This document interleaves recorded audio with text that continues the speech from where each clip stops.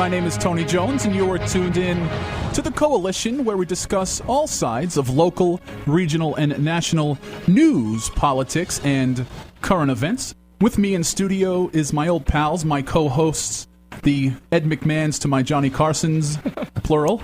The P.O. taxpayer is here. P.O., good evening. Good evening, Tony. Christine is here. Chris, good evening. Good evening, Tony. Another exciting week is upon us here at the Coalition, online at coalitionradio.us.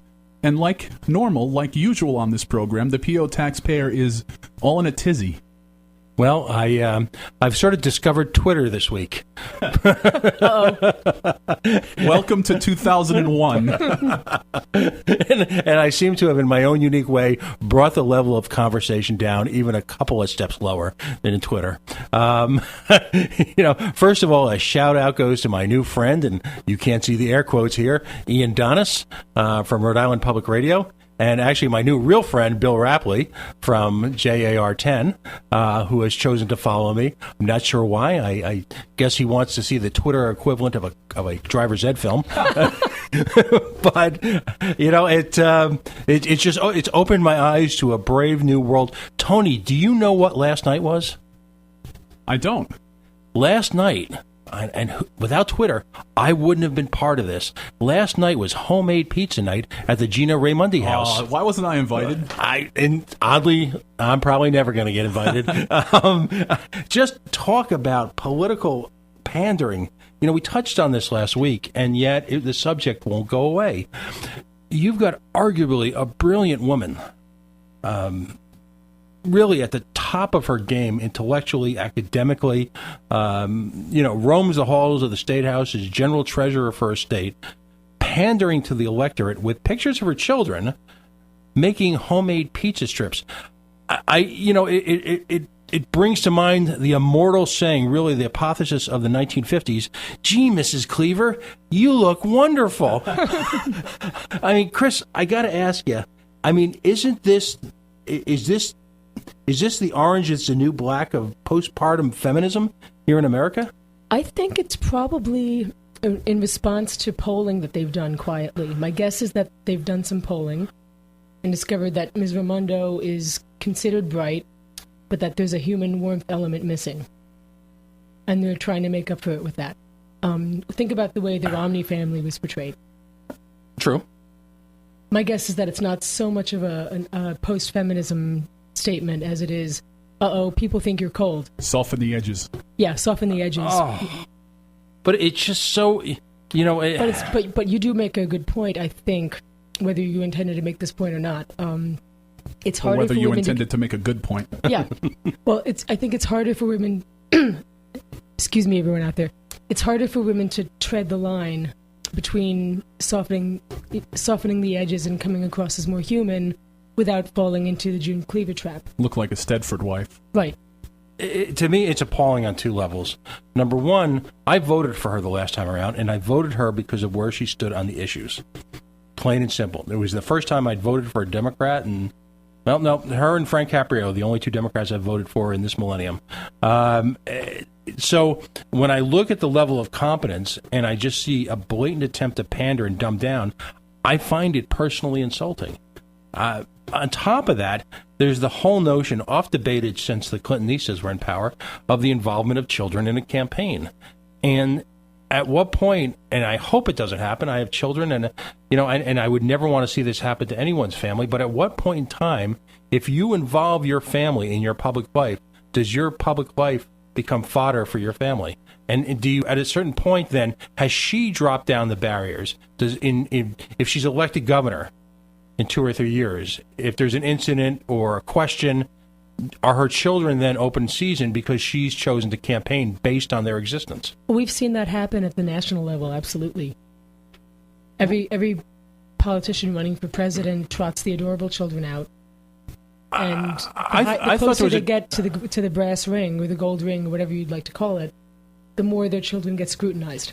Well, but I think there's been a counter trend against that. I mean, I would hope so. I mean, and I would hope so too, because it really has no place in the public discourse. It seems to go in waves. I mean, at some point it reaches a level that everybody becomes appalled by, and then the press or the politicians or the public will say enough is enough, and then it dies down for a while.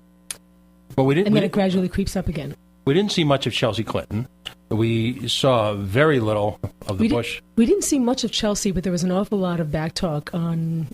Right, and it was she was going through her awkward years while right. her dad was president, and people made fun of her mercilessly for it. Right, and it was rightly, and as someone who is right of center, I rightly crushed it because it had no place. Right, and you can empathize because you have daughters. I have daughters. Yeah. And I actually, it's sort of a reverse emphasis because would you feel about if you were a teenage daughter growing up with an awkward father?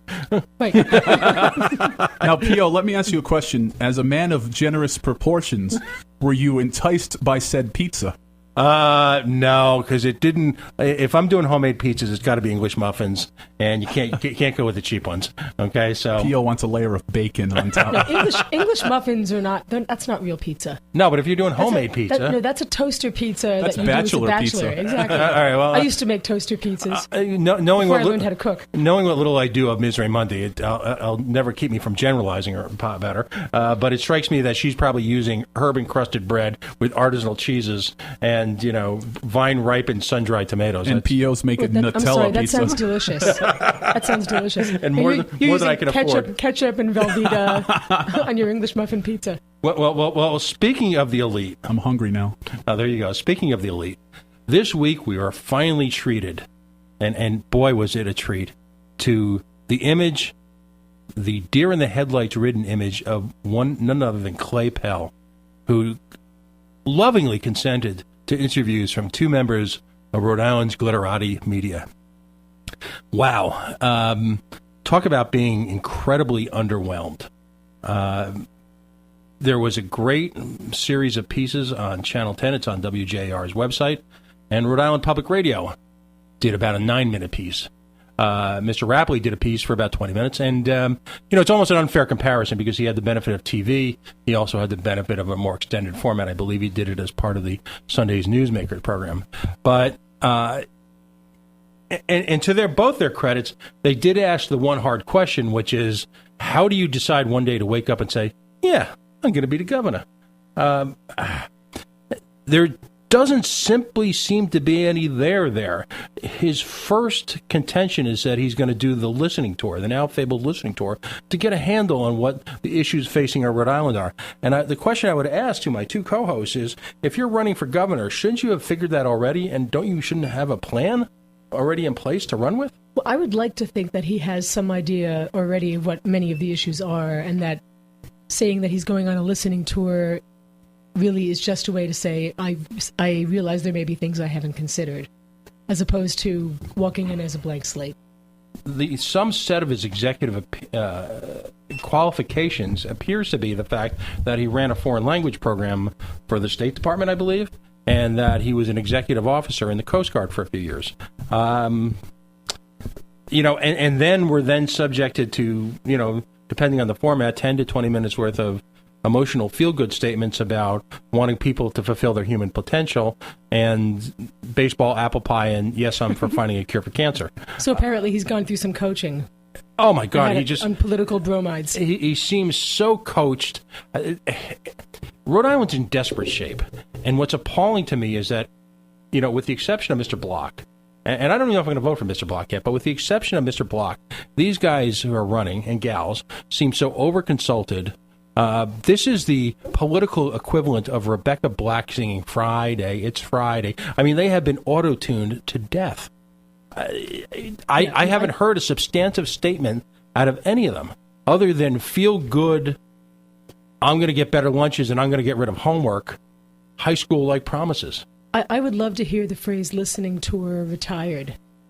Okay. Come up with another way to say I'm going to go out and hear what people have to say. But listening tour, that the phrasing to me always sounds a little condescending. Next time I get accused of spending too much time in bar rooms at home, I'm going to say, honey, I'm on a listening tour. There you go.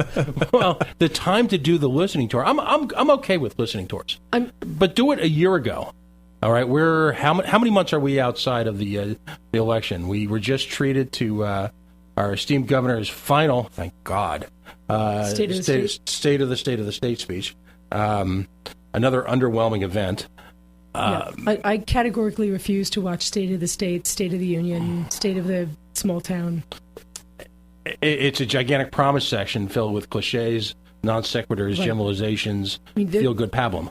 Yeah, there was a time when the State of the Union address was actually a serious business-type address delivered by the president to Congress about, and I'm talking 200 years ago.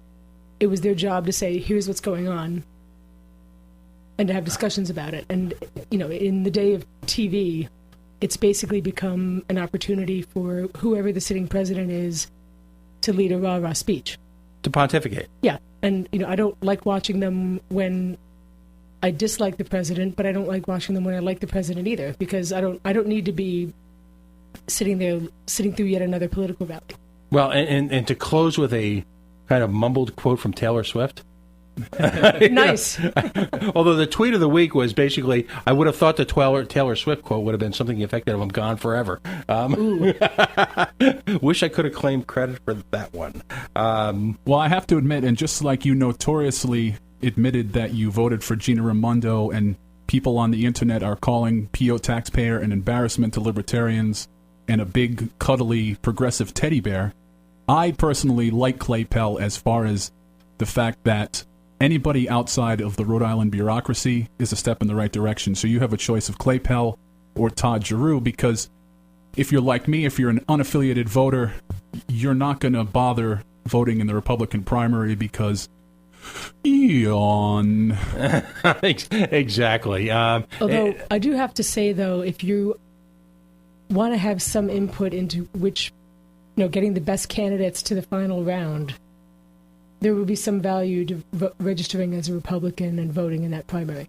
But if you're an independent, you get to cherry pick. That's true. Right. And given... You register on the spot, you vote, and then you deregister. And then you disaffiliate right when you're done. Mm-hmm. Right. And given Alan Which a lot of people don't realize. No, I do it every year. A lot of people think that they're locked into a primary, and they're not. If there's a primary that's lame, which is the exact point I've been making to a lot of people out on my listening tour, is that any of these candidates need to reach out to alternative media, and they need to reach out to the unaffiliated. So the people watching NBC 10 News Conference and listening to NPR have already decided who they're going to vote for. They're the political junkies like us. The real people are going to make the difference this time around, which is interesting. Right. So actually getting those people interested in your campaign and getting them to show up for the primary is very important. And if it makes you feel that one certain person makes them feel a little bit better, not only did I vote for Gina Raimondi, but in the presidential primary, I voted for Hillary Clinton. Oh, man. Let the PO taxpayer hate mail continue. Well, on that note, nice segue. This week, we are uniquely thrilled to have a special guest in our studio today, because he really comprises, I think, a unique blend of charity, of caring, of giving, and yet at the same time, independence and libertarian thought. And we're going to focus on this a little bit today. I've got Andy Posner. Now, if you're a fan of GoLocalProv.com, as we are here, Andy was listed as one of the 14 people to watch in 2014. He's executive director of the Capital Good Fund. Little background. He has his master's in arts and environmental studies from Brown University. He was a 2013 Amex Emerging Innovator.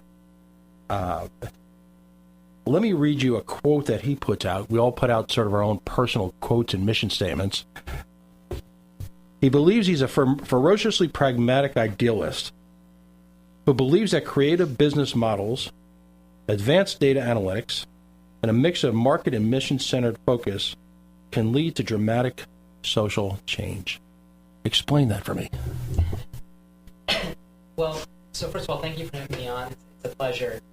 And, when I look at what we do, and those of you that have heard of microfinance know that, it's reached about 250 million people around the world, and the founder of the movement, Muhammad Yunus, won the Nobel Peace Prize in 2006. And the idea of microfinance is that people who are living in poverty or low income have a lot of the skills they need to succeed. They have certain barriers. And so you can use financial services, so small loans, financial counseling, to help unlock those barriers. So it's really a hand up, not a handout. So what we like to say at Capital Good Fund is that we're what happens when Silicon Valley crashes into a soup kitchen, because there is a market failure where poverty is concerned. So you can't just rely on unfettered markets to solve that problem. If it could have, it would have. At the same time, you can't only rely on charity, because if charity could have solved the problem, it would have.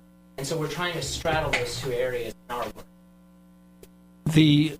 You bring up a great point. One of our favorite quotes here is something called the bigotry of diminished expectations. And so unlike a significant part of what we'll call the charity enterprise, the charity industry, it's clear that you no longer assume in your business model that people, in a sense, are helpless, that people don't have free will and don't have the determination and don't have the skills to advance themselves. So let's talk about the organization and give people sort of a framework. There was some specific legislation that enabled, on a level here in the United States, from the Department of the Treasury, organizations to engage in microfinance. So tell us a little bit about that first. Sure. So what you're referring to is the Community Development Financial Institution, or CDFI, program out of the United States Treasury, which was actually started by Bill Clinton, who actually, when he was governor of Arkansas, helped bring one of the first microfinance initiatives to the United States. And basically what CDFIs do is use financial services to solve social problems. So there are banks that are CDFIs, credit unions, nonprofits like us, housing development corporations. And so let me give you just a little background about what we do. So I started the organization in 2009, actually while I was getting my master's at Brown. And really what compelled me to do it was that the recession hit, and suddenly a lack of access to equitable credit was very clearly a need that was not being filled by the market. And actually my expertise is in financing mechanisms for green energy. And so when I heard about microfinance, I realized that it's just a way to unlock the potential of poor people. So our mission is to provide financial services that create pathways out of poverty, and we do that across 3 product and service lines. We do one-on-one financial and health coaching. We do small loans for personal purposes, things like a security deposit on an apartment, applying for U.S. citizenship, and also energy efficiency upgrades in your home. And then we also do free tax preparation through an IRS program, which we're actually kicking off next week. And our growth has been tremendous, especially for a nonprofit. We now have 16 employees, 120 volunteers, and 3 offices in 2 states. And, we're turning 5 in February. So I'm really proud of the growth. That's terrific. Thank you. And you just opened up a branch up in Woonsocket, correct? Yeah, so United Way funded us to open a micro branch right on Main Street in Woonsocket. And we're doing a payday loan alternative program, which we can delve into the payday loan issue if you'd like. Mm-hmm. So basically, in 2001, the state legislature in Rhode Island created a special carve-out in the laws that allows payday lenders to charge 260% APR. For everyone else, the usury limit is 36.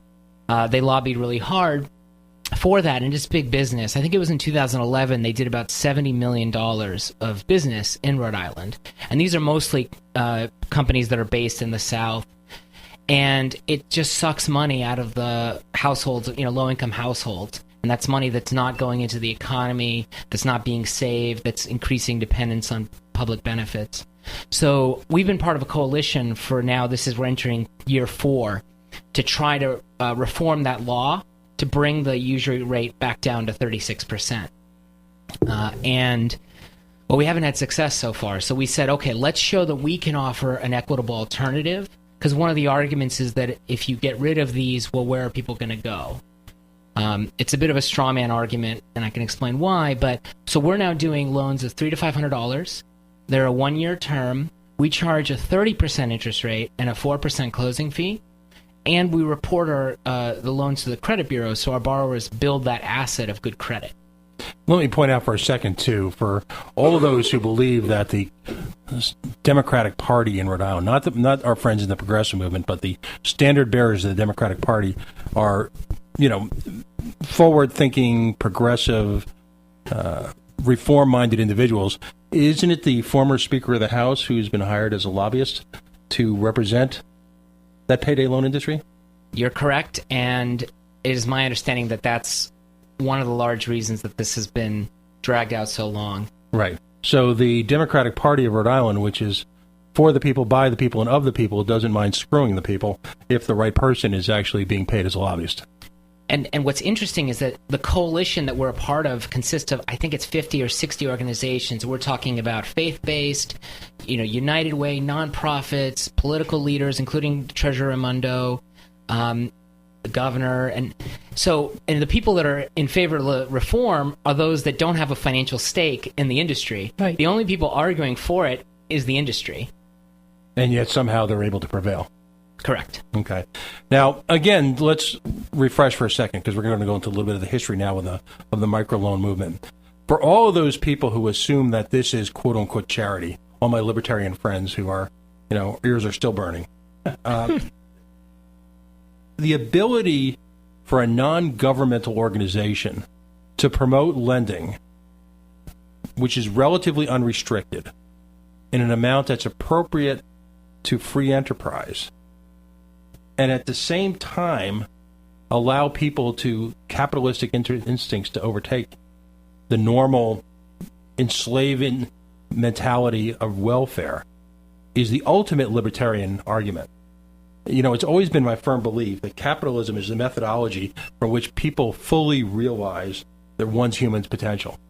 People are given the opportunity to invest directly in the future of other folks whose successes then breed innovation. Their financial success that stems from innovation then allows for reinvestment into other folks' potential innovation.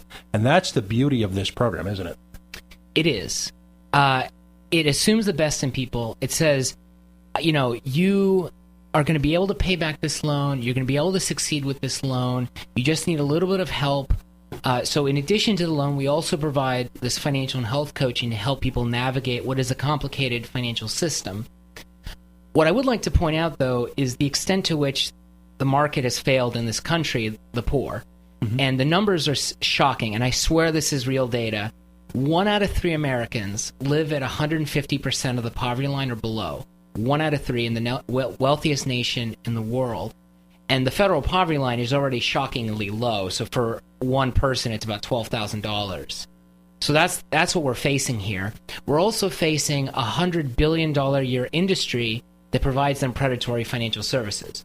So we're talking about the payday lenders, the check cashers, the refund anticipation lenders, basically that whole cabal that you see when you go into a low-income neighborhood that has the bright neon signs trying to tempt you. Right. Well, and the quick title loan business, the payday loan business, is not some just nefarious back alley operation. Some of these organizations are owned by the largest financial institutions in the country, correct? And many of them are publicly traded. I mean, it is big business. And I'd also point out that they're called payday loans for a reason. They're preying basically on the working poor.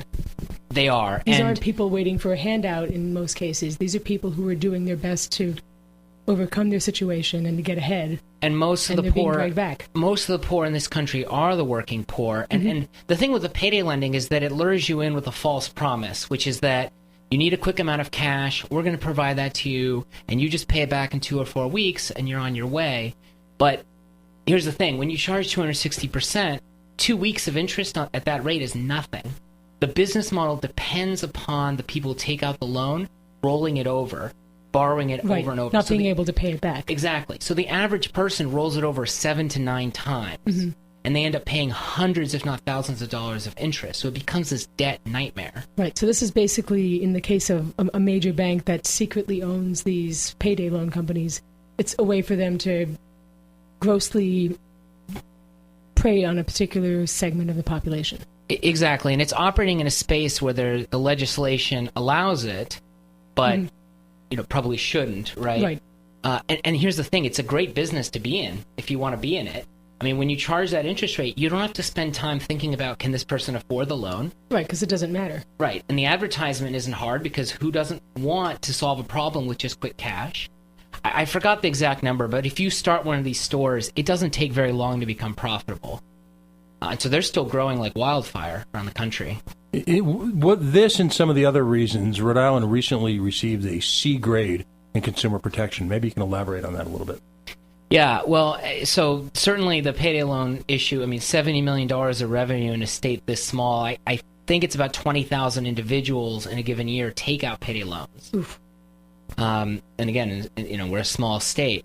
The other thing about debt is that when the economy's terrible, people turn to debt because what else are they going to do? Right. And so in my mind, we got that grade because there's so much unemployment, and there's also underemployment, which I think is almost as bad because now you have people who are not really paid attention to because people say, oh, they're employed, but they're not making enough to make ends meet. So what happens when the car breaks down? They have to put it on a credit card. Right. And a lot of people say, well, what about personal responsibility? And believe me, we believe in responsibility because people need to pay us back. But at the end of the day, if it's between charging on your card or not putting food on the table, you're going to charge to your card. Right. You're going to do what you have to do. Exactly. And hope that next week or the week after things will start to turn around. And something I think people should understand is that it's not just that they're falling behind, that they have bad credit. Bad credit's not good, but it's the day-to-day just stress. It has physiological, psychological impacts that we see on our clients. And that's one of the reasons why we actually have a health coaching component to our financial coaching. Because so many people, we were doing a budget with them, and then they mentioned that they had panic attacks or depression or domestic violence, and we realized that we had an opportunity to connect those two things. Because our philosophy is that at the end of the day, everything is financial. Right? Find me something that doesn't connect to finances. And so we try to be like the hub around which other services revolve, whether it's job training or domestic violence support or legal services or government programs or even just employment. We try to serve as that anchor that provides the support for a person to get out of poverty. As we go into our break, one of the things that we'd like you to take a look at, if you have an opportunity, on coalitionradio.us, and we're going to talk a little bit more about this after the break. We've posted a video about the Grameen Bank and what I guess you refer to him as the father of microfinance. Yes, and that would be Mohammed Yunus. Again, as you mentioned, the 2006 winner of the Nobel Peace Prize. Interesting that an economist would win the Peace Prize and not the Economics Prize, but really had a profound effect. Talks a little bit about the history and, where can we learn more about your organization? So our website is capitalgoodfund.org, and we're also on Twitter at CGFund and also on Facebook. And it is halfway through the show, which means we're going to take a quick break. Don't forget to check out facebook.com/The Coalition Radio, on Twitter at Coalition_radio, and of course, the aforementioned, the almighty CoalitionRadio.us. We'll be back in a bit.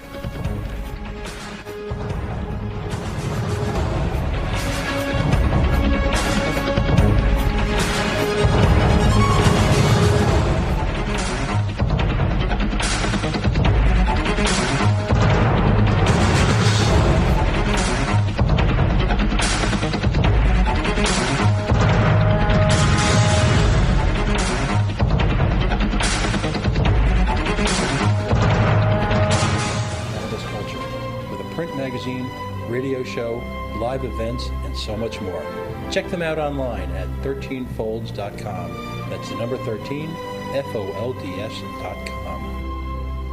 My name is Angel Rach. I'm a mother of 2 teenage children, and I fought all the way to the Supreme Court for the right to use the medicine that saved my life. I've been permanently disabled for 10 years, with an inoperable brain tumor, wasting syndrome, and several other serious conditions. For 4 years, I was in a wheelchair, in so much pain, I couldn't even hug my kids. The hardest part was looking in their eyes and seeing how much they were suffering because of my medical condition.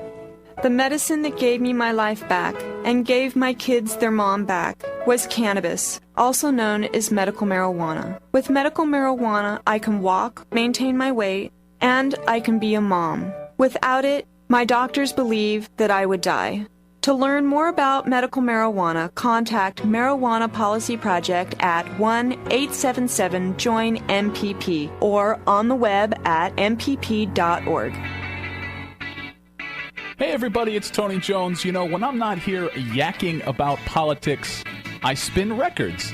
That's right. If you like good old-fashioned rock and roll radio the way God intended it to be, then tune in to The Tony Jones Show. The information's online at tonyjones.org. That's tonyjones.org.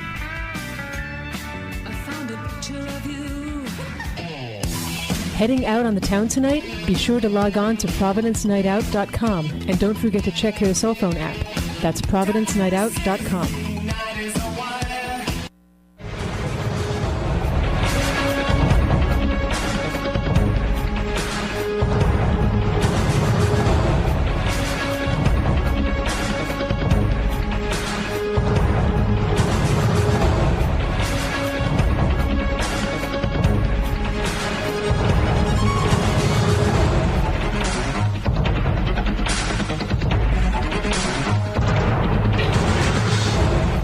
Tony Jones here. You are tuned in to the Coalition online at coalitionradio.us. My co-hosts, as always, Christine, Chris, and P.O. Taxpayer. P.O., good evening. Chris, are you channeling your inner Kathleen Turner tonight? Yeah, that's it. Let's just say I've taken my relationship with Fisherman's Friend to a whole new level this weekend. Everybody has the plague. Andy had the plague last week. I had it. I thought I had the plague, and then I slept for 10 hours, and I woke up and I felt fine, so I may have just been exhausted. That could be. One time I thought I had mono, but it turns out I was just really bored. Well, Tony, I think it's because of our uniquely healthy lifestyles. We've both been clinically dead for 10 years. Pass me another bacon martini, please. Well, we're happy to be back and have Andy Posner as our guest. We started to, before the break, talk a little bit about the history of microfinance and microlending, and really, I guess it's for lack of a better term, it started in one of the poorest spots on earth. Anyone who's of a certain age remembers the insurrection and the political revolt surrounding Bangladesh and its rather brutal separation from the Indian subcontinent. Tell us a little about an economist and how he started literally in a slum one day, loaning money out to an individual because he had his hallelujah moment. Yeah, it's a really interesting story, and it's inspired myself and tens of thousands of others. So Dr. Muhammad Yunus actually has his PhD from Vanderbilt University, and he went back to Chittagong in Bangladesh to teach economics. And this was just after the war, and there was a terrible famine. And he said, look, I can't keep teaching these concepts when people are starving on the streets. So he went out, I guess you could call this a type of listening tour, but he went out to try to understand why were people starving. And what he found was that there were women, very industrious, had their microenterprises, were selling baskets, selling fish, selling milk. And he couldn't understand why it was that they were selling things and weren't able to bring enough money home to feed their family. And what he found out was that the fundamental problem was that for them to get the capital they needed, for instance, to buy bamboo to make a bamboo stool, they had to go to a moneylender because they didn't have the capital. And the moneylender would charge them so much interest that by the time they were done with their sale and with the cost of the bamboo, they had only pennies left. So he went to the banks and he said, why don't you lend to these people? And the banks laughed him out of the room, of course, right? That they had no concept of that these were illiterate women and they couldn't put up collateral. So he decided to make loans himself. And I think the story is he started out with $40 of loans to 17 women. They all paid it off, and suddenly they weren't dependent on the moneylender. They had enough capital left over to reinvest in the business and grow it just like any other business. Now, there's an amusing anecdote about the whole notion of who he lent to. His earliest customers, if you will, were and are primarily women, aren't they? To this day, 97% of the borrowers are women. Many of them are illiterate, but he has 8 million borrowers throughout the country of Bangladesh. And Grameen Bank is a bank now. They take deposits, they make loans, you can put your savings in there and earn interest. And I actually spent 3 weeks in Bangladesh in January of 2010, and I got to tell you, Walmart would be impressed at the efficiency with which they operate, except that they operate in the poorest regions of the world where there's dirt roads and monsoons and malaria, and it just boggles the mind, and it works. But culturally, he found that women were far more reliable, far more responsible, far more focused, and far more entrepreneurial, which for that part of the world, you combine that type of, and that's a sea change in outlook. Also, sort of in direct conflict with the Islamic lending laws, he managed to persevere. I mean, there's a tremendous amount of personal courage in a story like that. Right. So, yeah, Islamic lending laws don't allow you to charge interest. And not only that, but 30 years ago, women weren't allowed to leave the house unaccompanied by a man. And now you go into Bangladesh, and every day in the middle of the village, there's a group of women unattended by men handling money. And there's been a sea change in the empowerment of women in the country, in no small part thanks to him and his business model and his bank. Literally changing the world. I mean, ultimately, this is an example of where capitalism and the free market, if left relatively unfettered, can do good, can change lives. Now, let's flash forward to Rhode Island.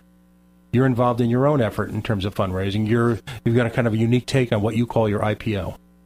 Correct. So I should point out that microfinance in the developing world has actually become profitable to the point that there was an IPO by one entity in India, and there was a revolt by the borrowers. And Muhammad Yunus has spoken out against this because he says they've become the new money lenders. But the point is that it's possible to do microlending internationally and not need any grant money. It's very difficult in the U.S. because our costs are higher, right? Salaries are higher. The loan sizes we do are bigger, and it's just more challenging. So we operate on a mix of grant money and money that we earn off our loans and other things. So to try to raise the money we need to get big enough, to make enough loans, to not need any more grants, we're trying to come up with a unique approach. So let's just step back, and let's pretend we were Amazon, okay? We start out, we raise a couple $1 million in equity from investors. We operate at a loss for several years because we make investments we need. Eventually, we're big enough that we can turn a profit, and now we're Amazon. Okay, translate that to us. We need several $1 million to be big enough to make investments we need to grow. But unlike Amazon, we're trying to get donations. And it's hard to get money out of foundations. There's a ton of charities. We all get pitched for money. And so we decided to do this thing called a nonprofit IPO. And it stands for Immediate Public Opportunity to End Poverty. And it's an interesting take on fundraising. So to be clear, we're not giving away shares in a company because we can't as a nonprofit. Howsoever, for every $25 you donate, you get what we call a social innovation share. So you get a stock certificate, you get a tax write-off, but you also get a vote to elect a board member of the organization. So you get a real stake in our work and our mission. And so we're trying to engage people in a non-traditional way so we can raise the money we need to grow. What mechanism and where can folks learn more about this? We're using a crowdfunding site called Indiegogo. There's sort of two, Kickstarter and Indiegogo. The best way to access it is just to go to our website, which is capitalgoodfund.org, and you'll see off the main page a link, and you can buy a share and really get invested in our work. I should also mention that there's a non-philanthropic way to invest in us, which is to literally invest in us. So people can lend us as little as $500. That goes right into our loan pool, which we then lend out to low-income families. And we pay 1% to 3% on the loan that's made to us. And so that's a sustainable model. It uses free market forces. And we're looking to raise more loan capital right now because our loan volume is very high and our repayment rates are phenomenal. What is that? What is that percentage right now? Have you run into any issues getting repaid? Well, so we made some bad loans over the first 3 years. Mm-hmm. Over the past year and a half, we're looking at 93 to 96% repayment rates, and it keeps climbing. We've gotten really good at lending to low-income families. What are some of the what's some of the paperwork? What's a typical loan submission process like with your organization? You mean to invest in a loan or for us to make a loan? For if folks show up at your doorstep, mm-hmm. They're in tough times right now. They may need to, they may be in crisis energy-wise. They may need a new computer. We're going to go into some of the products you have, but sure. But in general, they walk into your office and say, "I want to borrow money." What happens? Sure. And so the first thing we want people to know is that we have no minimum credit score requirement, no minimum income requirement, and we don't require any collateral. Typically, people will do a loan application with us over the phone, It's completely free. It takes 10 to 20 minutes, depending on the complexity of your situation. We then have a formula for evaluating the application, and then we'll give you a decision within 48 business hours, 48 hours. And then if you're pre-approved for the loan, you'll just provide us with proof of your income and your residence and your identity. And then you'll come in, sign a loan agreement, which is very simple, and you'll get your check. And then borrowers actually make payments through an automatic withdrawal from their bank account. So it's really easy. They don't have to think about it. We just pull it out every month and then report to the credit bureaus, and you build your credit score. It looks like you've got a couple of unique partnerships going here on different products. Let's first talk about what you call your double green loan. Now, that's actually, you're doing that in conjunction with National Grid? Yeah, so they have a program called the Heat Loan. We're the only nonprofit partner. There are some banks and credit unions that participate. And basically, it allows us to make loans of $500 to $5,000 at 0% interest to the borrower for pre-approved energy efficiency upgrades. And the National Grid actually guarantees us an interest rate, so we can still make money on the loans. And they've been very popular, especially this time of year. And for anyone that wants to sign up for that, the first step is call National Grid and ask for your free energy audit, to which any ratepayer is entitled. They'll then come in, and after I've done the evaluation, they'll make some recommendations about investments you can make. So insulation in the walls, light bulbs, things like that. And then they'll let you know about the price and then financing options. So we're the financing option that you can go to pay for those upgrades. Okay. The next area you focus on is what you call the digital divide, in terms of trying to bridge the gap between people who have access to tech and people who don't, connectivity. Correct. Tell us a little bit about that. Right. So we look at all the disadvantages a low-income family faces. One of the big ones is lack of access to the technology that a lot of us take for granted. And I'm a big fan of libraries, but you can imagine that it's inconvenient if you want to do job searching, apply for public benefits, check your email, do your online banking, file your taxes. Having to run to the library every time is inconvenient. Why don't more people have computers? Because it costs money. When you make $1,000 a month, a $400 purchase is a big deal. Not to mention access to the internet. Correct. And that's been a little harder for us to deal with, because that's an ongoing monthly expense. So we provide the loan to buy a computer or a tablet or even a smartphone, and then we work with the client to build a budget to be able to afford internet service. And what we find is once people have that internet service, they'll kind of shift things around to make sure they can afford that, because that's always a big priority. Access to information is huge for people. Well, it's interesting, too, because there are so many societal assumptions, if you will, both on the primary educational level that we'll just go home and go on the internet and find this. And what do you say to children then who are in a school district like Woonsocket where, never mind internet, even basic books are an issue? Right. And you can't overstate the extent to which that's a disadvantage over non-poor kids or non-poor adults. All the things we do online that they can't do. You almost create a technological ghetto that people are almost permanently consigned to in the absence of that type of assistance. You do. And Muhammad Yunus says that access to financial services should be a human right, and I believe that access to information as well should be a human right. You talk about something called political exclusion on your website. Elaborate on that a little bit. Yeah, so it's really interesting. When we were getting started, we did some focus groups, and we heard from a lot of people that they were eligible for U.S. citizenship. So they're legal permanent residents, been here, more than 5 years. But it costs $680 to the federal government to apply for citizenship, plus about $200 if you go to a social service agency like the Catholic Diocese or Dorcas International Institute. Well, that's $880. That's hard. And I actually looked, and there was a recent study by the Pew Charitable Trust. And they found that of the people in the United States that are eligible for citizenship, 17% don't do it because of the cost. We're talking about hundreds of thousands of people. And think about the benefit of having motivated, entrepreneurial people becoming citizens and being able to participate in our political process. So we provide a loan for that.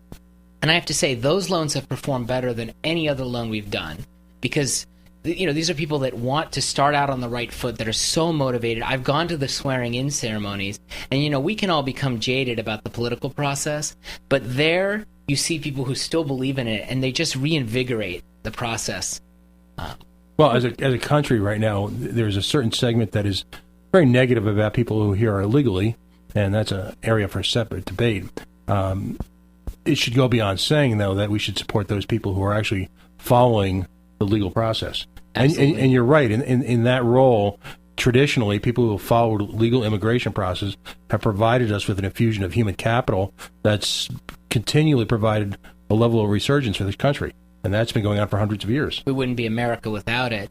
But there are other things. So, for instance, there's a wonderful program that for even if you're here illegally but you're a victim of domestic violence, there's a pathway to legalization, which I believe very strongly in, and we do this in partnership with the Catholic Church. But again, there's a cost there. And so we do a loan for that. Okay. Next area. This is amazing. There's an astonishing wealth of programs here. You talk about your financial health coaching. Almost sort of like a life coach process. Yes. Tell us some more about that, too. I mean, we're on a roll here. This is great stuff. Thank you. And I should say also, for anyone that's listening that wants our services, they can go to capitalgoodfund.org, and that's CAPITAL. And our phone number is 866-584-3651. And then you'll see a menu there.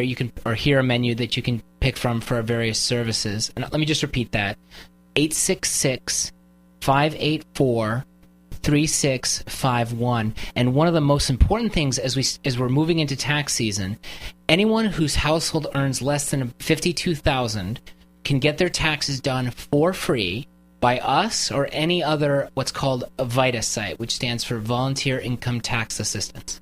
We have returned nearly $1 million to the community through this program, and there's no reason to go to the Jackson Hewitts of the world unless you have a very complicated tax situation.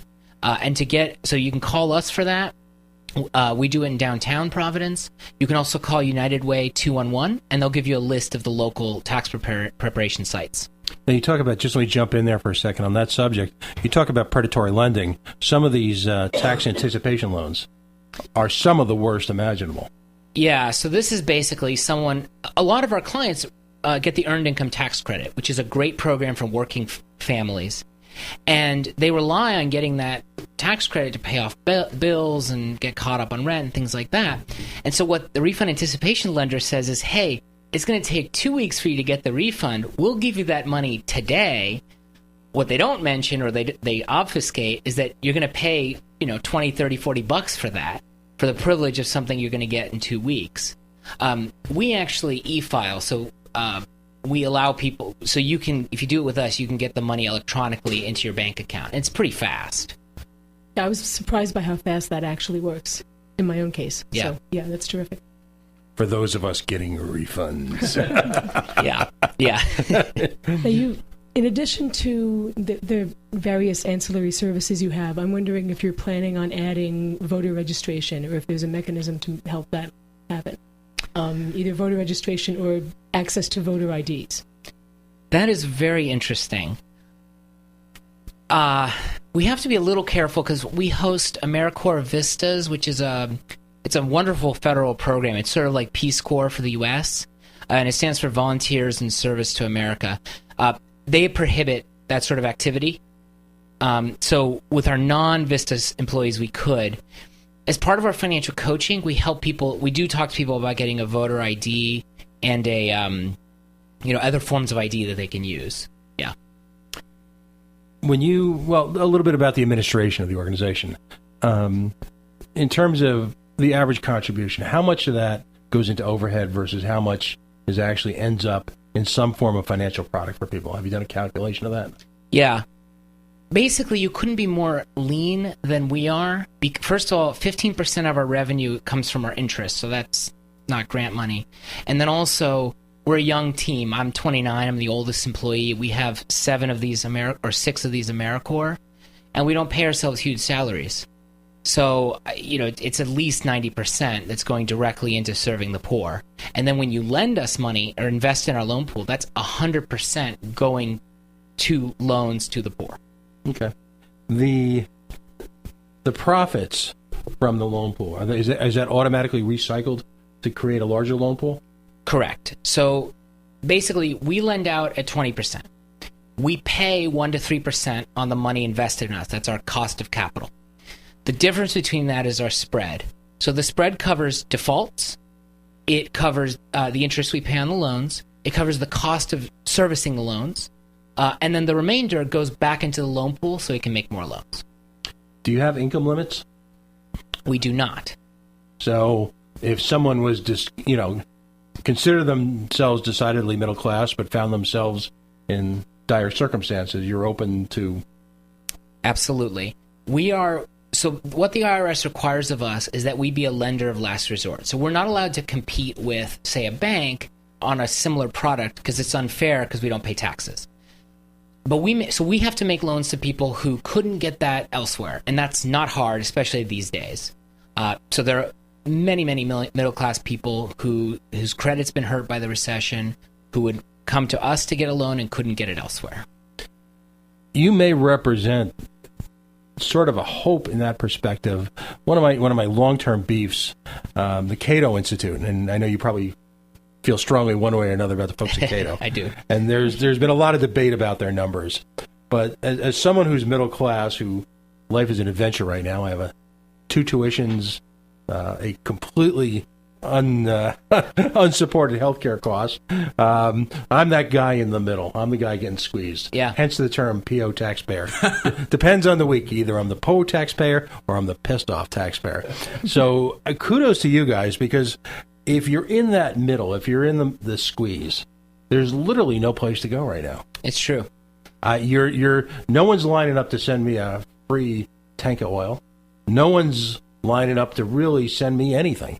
Not that I'm looking for it, but for folks who might even be in more dire circumstances than I am, that are working and making a decent income, that doesn't mean that, life's unfortunate surprises can't perpetrate themselves on them. A lot of the people we see were solidly middle class, and they just got hammered in the recession, and now they're at the soup kitchens and relying on their food stamps, and they're shocked. But so there's sort of 2 functions that we serve. One is to help people avoid sliding down the economic scale, because one of the things we find with middle-class families is that they tend to be loaded up with debt, the ones that come to us. The poor families, not so much, largely because they don't have access to as much credit. And so we really try to focus on, let's get you out of that debt and build a budget and a savings plan so you don't have to do that. So it's helping people avoid going down the economic ladder, and then we help people move up it. You've gotten some powerful endorsements, no less than Alan Hestenfeld as an investor in your organization, correct? Correct. Yeah, Alan's a great guy and big supporter of our work. He bought one of the first social innovation shares as part of this nonprofit IPO. We also just had the CEO of Royal Bank of Scotland Citizens Financial Group, right? Which is just Citizens Bank, and the CEO of People's Credit Union as well has bought a share. Well, that's interesting. Yeah. 2 bankers jumping in. Yeah, it's a good sign that we're getting the right type of people. And did you court them, or did they just happen to sign up spontaneously? All of them are supporters, pre-existing supporters. So Citizens has funded us over the years. We actually just opened an office in Hartford, Connecticut, which is very exciting for us, and that was funded by Citizens. The Hassenfeld Family Foundation has been a supporter over the years, and so they're really already invested in our work. How did you guys get involved with the Clintons? That is a very good question. So the Clinton Global Initiative has a program for university students. So when I was still at Brown, they had their first, they call it CGIU conference. And they're trying to motivate entrepreneurial, energetic university students to create organizations to fight for social good. And there was a competition for grant money, and we got a $2,000 grant from them, and it was one of the first grants we ever won. Wow. So really, it's the new wave of investor / philanthropist that's really attracted to your organization. Like people like the Gates Foundation, the Clintons, that type of organization. Yes, although we have yet to get the Gates, that's big fish. But eventually, I hope. I mean, because, so there's the traditional philanthropy of United Way and the Soup Kitchen, which is absolutely essential.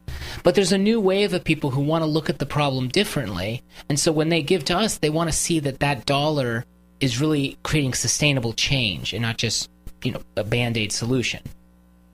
the legitimacy of a Nobel Prize probably gives you guys a lot of street cred. It does, and also we're certified by the United States Treasury Department, and that's not nothing. Right.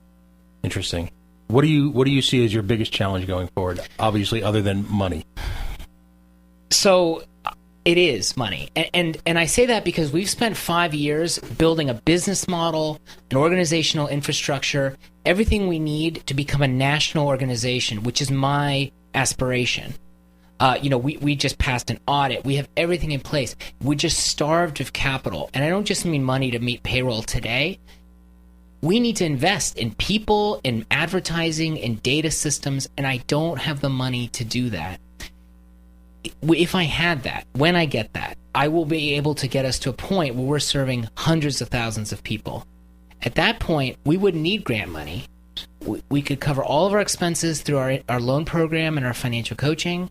And we could really, I want to actually be able to say I made a numerical dent in the federal poverty rate, which is about 16% right now. So you've got scale. It's just a question of you need the juice to run it. Exactly. Last question, and we touched on this a little bit when we were chatting beforehand. You represent the Rhode Island brain drain that we talk about so frequently. Rhode Island's become a very negative state, and I can't imagine why. But ultimately, you represent really the opposite of the traditional brain drain. You've chosen to stand your ground here in Providence and make your mark here. How did that happen? What kept you here? I think this is a very important story for the state. I moved here from Los Angeles in 2007 for grad school. Here's the thing. In what other state could I know the mayor, the governor, the treasurer, the entire congressional delegation, CEOs of local banks, and get on all these different radio stations? I wouldn't have known where to start in Los Angeles. And that means a lot, that kind of support. It means I can get the word out about my services. I can more easily raise money. Also, we have some of the best universities in the country. I mean, Brown is an amazing school. And guess what? I have dozens of amazing volunteers and employees who came from there, but also Providence College and JWU and even CCRI. And also, I love living in Providence. I think it has history and a kooky kind of vibe to it. And I have to say, Brown in particular, and Alan Harlem at the Swearer Center for Public Service has really been driving this movement of social entrepreneurship and social entrepreneurs coming out of Brown. There's some amazing stuff happening, and there's this kind of burgeoning sense that Providence is an epicenter in the social entrepreneurship space. Unfortunately, we do have to hold it there. Andy, remind everybody one more time how they get in contact with the Capital Good Fund. Sure. So our website is capitalgoodfund.org, or on Twitter at CGFund, and you can call us at 866-584-3651. And we've shared the Indiegogo campaign over all of the Coalition social media sites on Facebook at facebook.com/the Coalition Radio, and on Twitter at Coalition_radio, and of course coalitionradio.us. Andy, thank you again. Thank you for the opportunity. P.O., Chris, always a pleasure. Likewise. We'll see you next week on the Coalition. Don't forget to check out throughout the week, if you can't get your fix between broadcasts, don't forget to check out coalitionradio.us.